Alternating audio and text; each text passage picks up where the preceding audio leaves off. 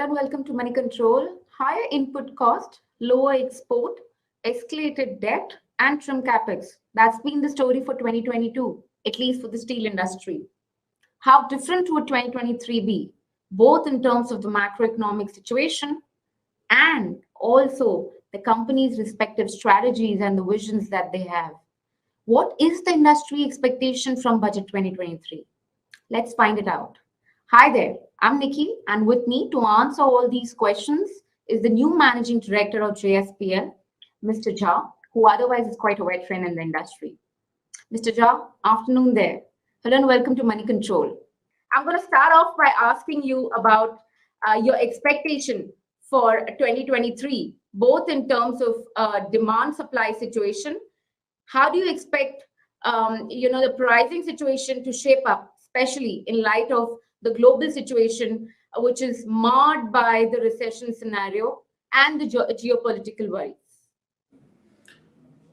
Thank you for getting me on the call. I wish to answer your second question. I had a nice crystal ball. I would leave the steel industry and be in the stock market. But unfortunately, that is not how it is to be. So pricing is something which is due to multiple factors. Of course, the world has started choosing a few indices like Platts, where everybody, when they do coal contracts, they are following that index. We are also following that index because of its reliability. Over a period of time, we do get our act right, hopefully, the way indices are shown. So from the world's point of view, there are uncertainties that still loom large in the world.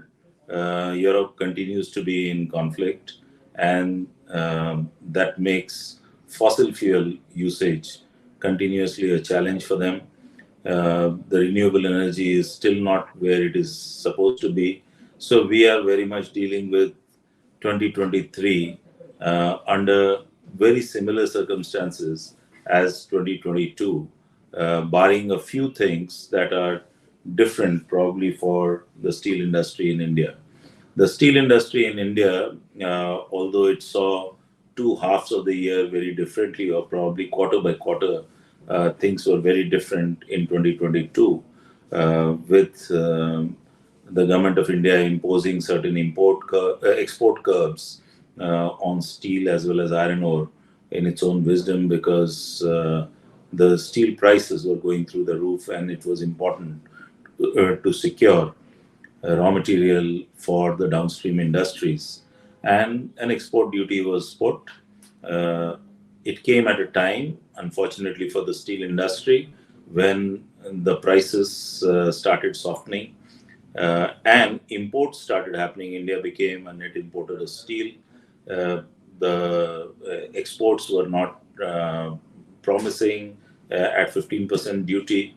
And as a result, the Indian steel players did suffer.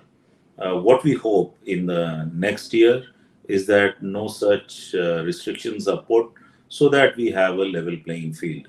And this level playing field is necessary. Otherwise, if imports keep happening and there are no exports done, there is a challenge that there is no pressure release valve. Also, from the point of view of consumers, when you look at long-term relationships that are developed by the steel industry with the export markets, those customers feel let down. So we do hope that in the coming years there is no such challenge, particularly in the next calendar year. We also hope that there will be stability that will be resumed in prices. Of late, there has been a large volatility. Neither going too much prices going up is good for the industry, nor when it goes down too much. There is, of course, rock bottom that is available from the raw material perspective, and there is at the top, it is all demand driven. With the opening of Chinese economy, curbs due to COVID being lifted, We have already seen that the international prices have started moving up, and India and China continue to be the heavyweights in the steel industry. China particularly governs the prices across the world. So let's see.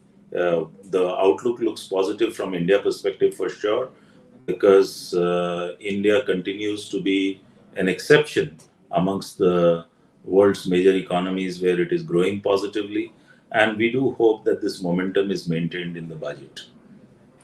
Sure, Mr. Jha, you've touched base on a lot of issues that we'll, of course, talk about in detail.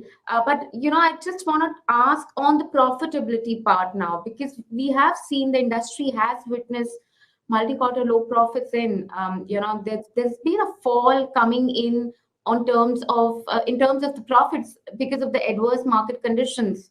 How do you see that changing? Where do you see the growth coming in from? Do you see that as a cost saving measure initiative, or do you see more of higher sales essentially percolating down on the bottom line performance of the company? The steel industry is cyclical, and therefore the steel industry always has focused on cost saving measures. But the prices typically are determined by demand. There was a peculiar situation that got created in the interim, particularly in quarter three of the current calendar year, or what you call as quarter two for the current financial year, where you saw the squeeze in margins.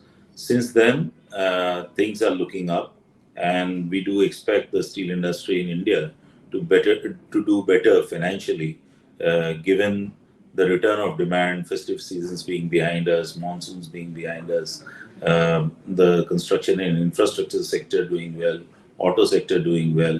You can see the GST collections being on the uptake.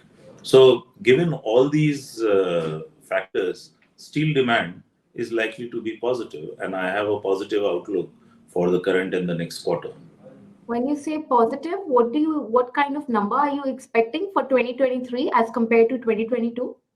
Just for India as compared to that of globe? You mean the increase The demand in part of steel. demand? So I think I saw somewhere 6.5. Even last month, the figures were 5% up.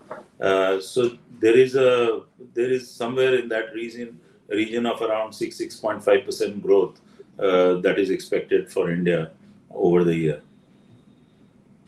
So the 6.5 is the growth that you're estimating for 2022 or 2023?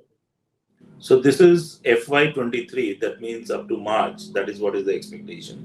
FY22 has already, the numbers would be already out. So very soon we will see around 6.5% numbers. I think the similar kind of growth can be expected in the next calendar year as well. I don't see any reason to believe that there will be any slackening in demand.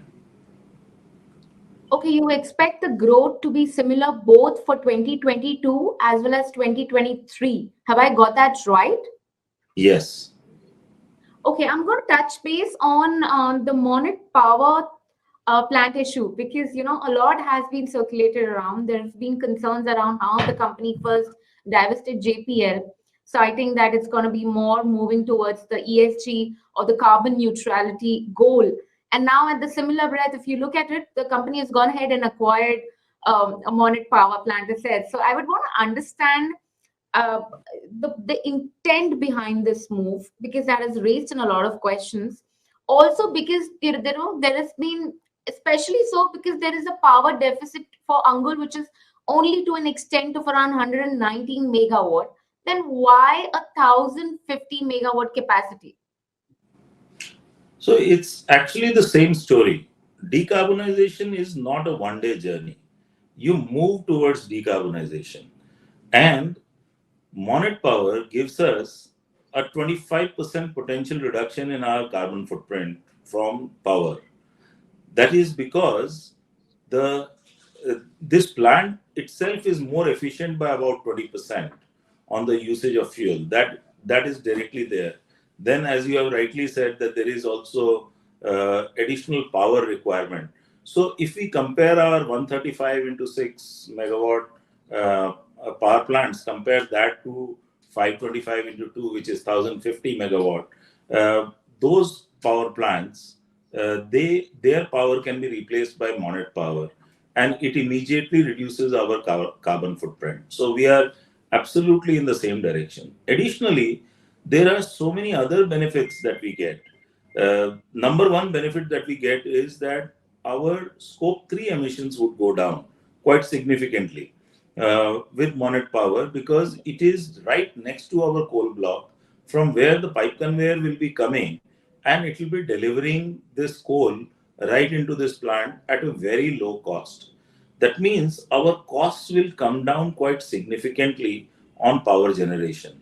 So something that is both win-win from a carbon perspective as well as energy efficiency, because of energy efficiency, the carbon perspective, but also from a cost perspective. And to top it all, it has got a huge amount of land, which is a contiguous territory to our existing Angul plant. Now, for any future expansion. Mr. Jha, I'm just gonna interrupt you here, because I just need to understand one thing. You said that this is still moving towards the goal of being the carbon neutrality. If you could again, in short, highlight how this is possible, and also, could you also put in perspective the number of the savings percolating down on account of this monet power plant, and what is the additional capex which will be required for getting this plan up and running? And also, are we looking at any expansions? So you have asked me three questions. Number one is that how does it help us in reducing carbon footprint? Now, the first question that I have answered is that 25% reduction in carbon footprint is possible because our existing 135 into 6, 135 megawatt into 6 units, they are less efficient compared to this one. So we straight away go in that direction. So 25% comes from there, 20% because of direct efficiencies, and 5% due to indirect efficiencies. So there is about 25% carbon footprint comes down immediately as soon as this one goes up. Right. The second question was on the power cost economics. So when we buy power from outside, because we are not self-sufficient on power, we are buying it at upwards of 6 rupees per unit. And this one would be much below 2 rupees per unit, particularly when our coal mines open. And so they deliver directly on account of that. So per unit, it will be around 4 rupees, more than 4 rupees. Any specific consideration that you can give in for the entire FY23 or the remainder part of FY23? And also, what kind of additional capex would the plant require right now, or investment rather would the plant require right now? So on the numbers, I think you have all got numbers, so you can do the rest of the maths yourself. So let's leave it to you to do the rest of the maths. As far as capex is concerned, there are two plants in this monet power. One is in a higher state of readiness, 525 megawatt. That will be commissioned first, and it will be followed by the next one. The total cost of this work is expected somewhere between 1,500 to 2,000 crores to be spent over 2 years time period. Now, the first one will be probably closer to 500 to 600 crores. Exact numbers cannot be known till we get into the full details, but it will be much lesser because of the readiness of the plant that it is there. The second one is hardly anything is there on the site other than the civil and structurals being ready, and therefore all the equipment, etc., sitting outside, and we'll have to commission that. So there is more money to be spent on that one. The first one is likely to spend less money, and we will see that how we will obviously try to do it in as low cost as possible and as fast as possible. Sure, Mr. Jha, we're running out of time, and I'm sure there are a number of questions that I would actually like to ask you. And one is, of course, on the plan of the company wanting to scale up with the huge capex plans which has been lined up, and the net debt, consolidated debt rather, being around 7,000 odd crore. How do you expect that to shape up? And also, would the company now shy away to leverage for growth? Did you say 70,000 crore? No, I said 7,000 crore. Yeah, okay. I was shocked where was that number coming from. Yes, you're right. 7,000 crores is our net debt today. And there are two statements that we have made in the past. One is that we are moving towards net debt being zero for GSP. But we have also said that we are moving towards we are putting a self-imposed cap of debt to EBITDA ratio of 1.5x. Now, if you combine the two statements together, you will have the picture clearer because we are currently at around 0.6. The parent company with its existing investments will bear its existing debts, and our aim is, of course, to go towards zero. But this is one part of the story. The second part of the story is the growth story. So JSP will become like a holding company for General Steel Orissa, which is the company in which most of the growth is coming. And that company is borrowing money. And there is a strong parent that sits on top, which is not having much of a debt burden or eliminates its existing debt burden. But 1.5x also means creating a headroom for future growth. So let's make no mistakes that we are saying both the things together. Sure. Mr. Jha, quickly I would want to chat with you on the expectations for budget. I'm sure there is a lot to chat, but we're running out of time there. So I'm going to be quickly asking you about the budget expectation, both in terms of MIP, in terms of anti-dumping duty, or in terms of BCD. What do you think would give the required kicker to the industry? Because you've spoken enough and more about how imports are also now rising in the country.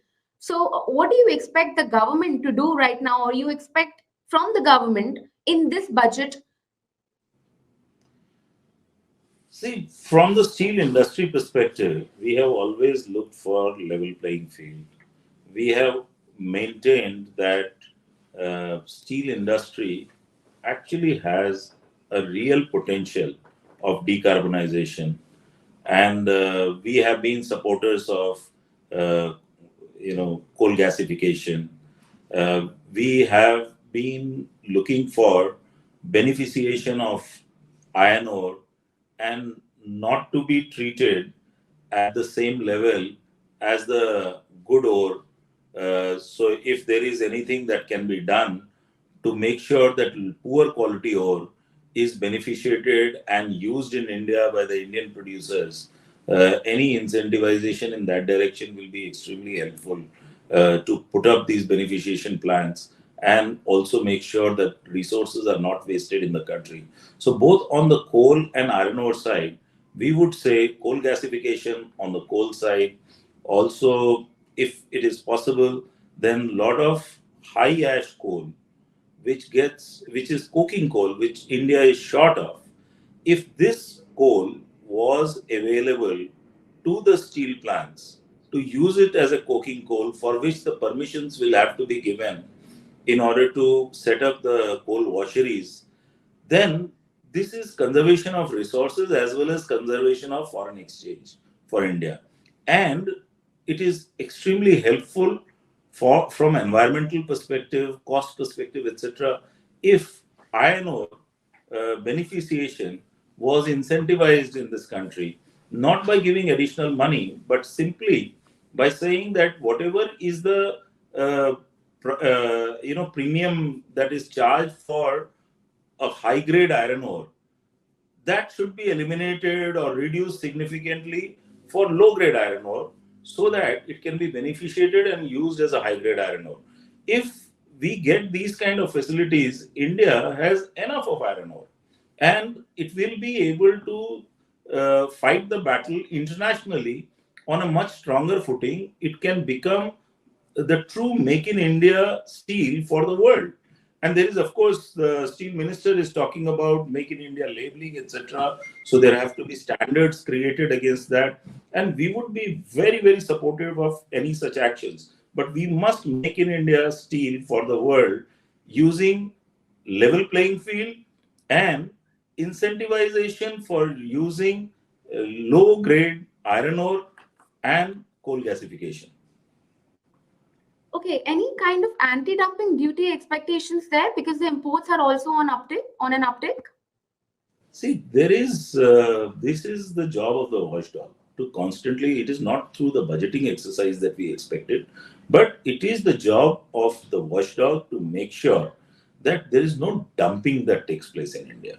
And therefore, quality standards, norms, checking, so that whenever the import comes into India, it is not tin plate waste that comes in, it is not the substandard quality that comes in, and nobody is trying to subsidize the steel that enters this country. That is what is level playing field. After all, we are not having any subsidies in India to produce steel.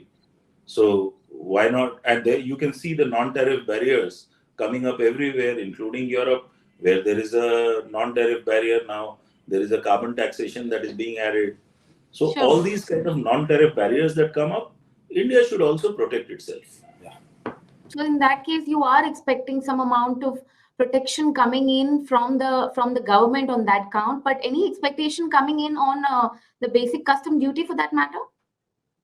That is why I said that we are not asking for any of that. Our ask is very simple: keep a level playing field. If others are putting non-tariff barriers, we shouldn't become the dumping ground for steel from the world. Okay. All right, Mr. Rao, we'll leave it at that. Thank you so much for taking out the time and speaking to Moneycontrol as always. Thank you very much.